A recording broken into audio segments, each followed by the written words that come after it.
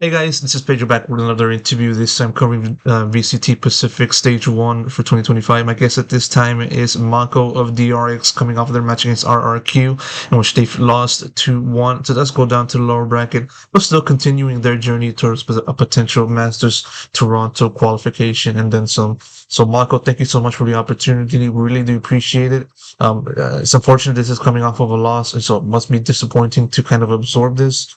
But nevertheless, I wanted to ask you first and foremost, what was going through your mind after you guys, after the team finished the match on stage and you having to start to process it? 마컨 선수 일단 오늘 인터뷰 시간 내줘서 너무나 감사드리고 이제 정말 아쉽게도 2대1로 아르켄타에 패배를 하고 이제 그 패자조에서 토론토 진출 티켓을 따야 되는데 경기가 끝나고 이제 선수들과 일어나면서 무슨 생각을 하셨나요? 아무래도 5년 동안 이 일을 반복하다 보니까 그냥 진 건 진 거고 또 패자조 가서 그냥 해야 되겠구나라는 생각밖에 안 들고 팀원끼리 한 대화도 괜찮다 그냥 패자조 가서 또 올라오면 된다라고 그냥 말했습니다. Well, I've been doing this for 5 years, so to be honest, like it didn't feel all that different. It just felt like a normal match. We lost, so I mean, you win some, you lose some, and after the match, all of us just kind of looked at each other and said, "Okay, we'll just have to make our run at the lowers. Like, don't feel too down. Like, let's just go and do good in the lowers."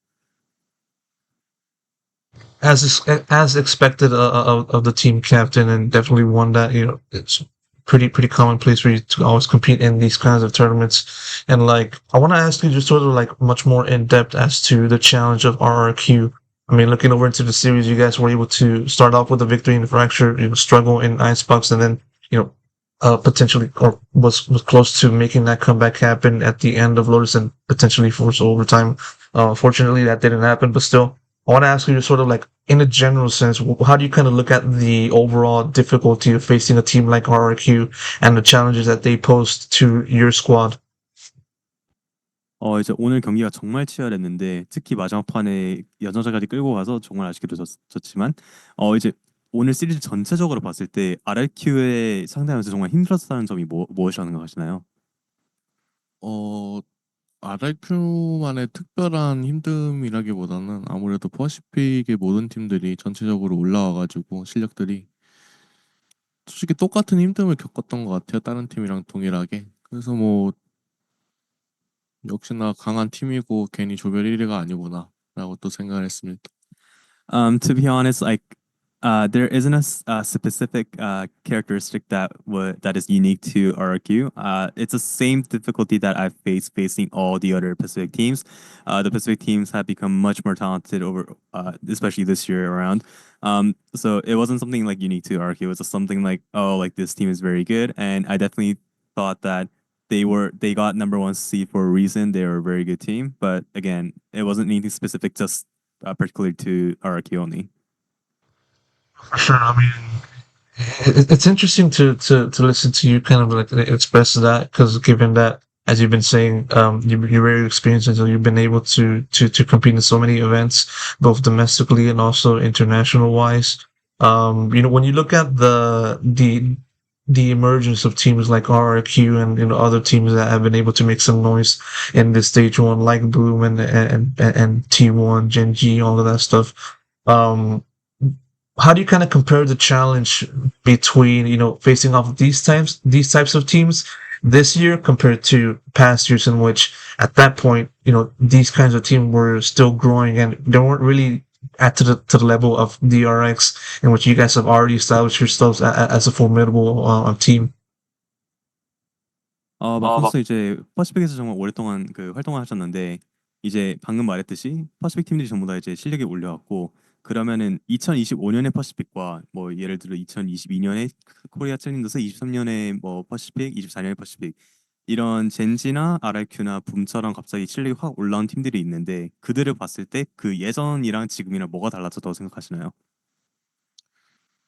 좀 많은 부분이 바뀌었죠. 뭐 메타라던가 약간 캐릭터의 움직임 또 이제 메타로 인한 샷과 스타일들이 바뀌고 로스터도 굉장히 많이 바뀌고 또 이제 요원이 나오는 만큼 팀들이 추구하는 방식도 많이 달라졌고 그런 모든 복합적인 것들로 인해서 항상 우상향 되는 것 같아요. 그냥 리그 자체가.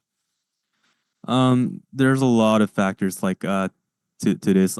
Obviously compared to the past few seasons and compared to now, like a lot of factors such as like new players have emerged, the rosters have changed, the meta has changed, and even the meta specifically alters like the play style that you play, especially like the shots, some of the compositions that we have to play, the team plays and set plays that we kind of like have to strategize. So all these kind of play into the factor, and I think it's just improved the overall skill of our league. No, for sure. I mean, you kind of mentioned about the meta, and obviously, when it comes to like looking at this current meta, DRX has been one to change almost every time their compositions for seemingly every map, which definitely understandable on that front. What I'm trying to get at though is when it comes to taking this kind of approach, what has been some of the few constants, if that's the right way to say, when it comes to changing often? What are some of the things that kind of stays the same amidst the constant tweaking that you guys do this season? 이제 퍼시픽 스킬 보면서 DRX를 봤을 때 정말 많은 변화를 주셨습니다. 투 타격대에서 뭐 이제 다시 한 타격대, 투 척후대 뭐 이런 변화를 많이 주셨는데 이런 조합이랑 그 세트 플레이가 정말 달라지는 와중에 뭐 고정적으로 되어 있는 약간 뭐랄까 팀의 색깔이 뭐라고 생각하시나요? 일단 저희 팀의 고정적인 색깔은 아무래도 이제 기본기가 좀 그 기본기가 좀 탄탄하고 그리고 총도 어느 정도 잘 쏘는 이제 약간 FPS의 정석인 느낌의 색깔을 가지고 있는 것 같고 아무래도 이제 조합이 바뀌는 거는 저희도 어찌됐든 살아남아야 되는 입장이고 또 이제 그렇게 살아남기 위해선 변화도 어느 정도는 필요하다고 생각을 해서 조합은 계속해서 바뀌고 있는 것 같습니다. Well, the competitions have to change because of the meta, and obviously, just for us to kind of adapt to what other teams are playing. The one constant that we have, the one thing that doesn't change, at least in my opinion, for our team, is that all five of us, as professional FPS players, we have the basic instincts down. We have the basic lessons and skills down. I think all five of us are shoot very well, and whatever changes for our team, I think that's the one constant that we have, and we just build around that all the time.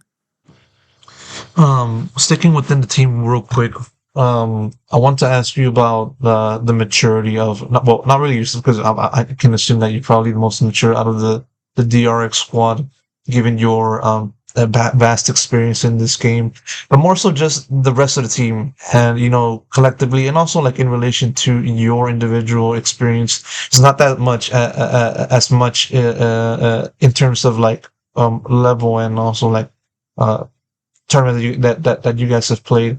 What trying to boil it all together is, how have you viewed the maturity and the growth of the rest of the players that you want them to be at the same level at where you're at? How do you look at the process so far this year, and just having to bring everybody together and bring the team higher in terms of their own level? 마코 마코 선수는 선수는 이제 이제 정말 오랜 정말 시간 동안 뭐 여러 국제 대회도 가셨고 리그 우승도 해보셨고 이런 경험으로 이제 성장했다고 느껴지는데 이제 팀원들을 봤을 때는 이제 아직 좀 이제 신입들이 좀 많이 있는 상황인 것 같습니다. 마코 선수가 봤을 때 이 선수들의 경험치라고 생각할 때 마코 선수 레벨까지 올라오는 방향 이게 지금 그 올바른 길로 나오고 있는지 그리고 자신 레벨까지 오려면 얼마 정도 걸릴 것 같은지 그게 궁금합니다. 일단은 어떻게 자기가 생각을 하냐에 따라서 올바른 방향이 저는 정해진다고 보는데 사실 뭐 4명 또한 제가 옛날에 걸었던 길을 똑같이 까진 아니겠지만 그래도 어느 정도 경험을 통해서 걸어오고는 있다고 생각을 하고 음,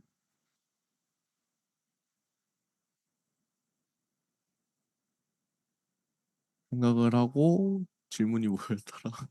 그러니까 현재 그 경험치를 봤을 때 자기가 오는 방향이랑 뭐 지금 자신 마코 선수가 만족할 만한 경험치가 될 때까지가 얼마 정도 걸린다고 생각하는지. 제가 만족할 때까지 걸리는 시간은 또 그 사람의 재능이라고 또 생각을 해가지고 오래 걸릴 사람은 또 오래 걸리고 오래 안 걸릴 사람들은 뭐 한 1년 정도. I think the maturity level kind of depends on the player that I'm playing with. I can't really determine like how long it'll take. It can take as little as a couple of weeks. It can take as long as a year. That being said, I think the overall direction, um, personally thinking, I think they are on the right path of how I will be satisfied with. But again, it just depends on their mentality and their skill levels. I can't speak for them obviously, but right now I think they're on the right path. For sure, and hopefully you guys are able to return to the right path in terms of this playoff bracket and going down to the lower bracket and do everything there and obviously improve from today. And so, MaKo, thank you so much for the opportunity. Really do appreciate the NTB. I gave my thanks to the translator for translating everything, and best of luck goes to you next week. Thank you. Thank you very much.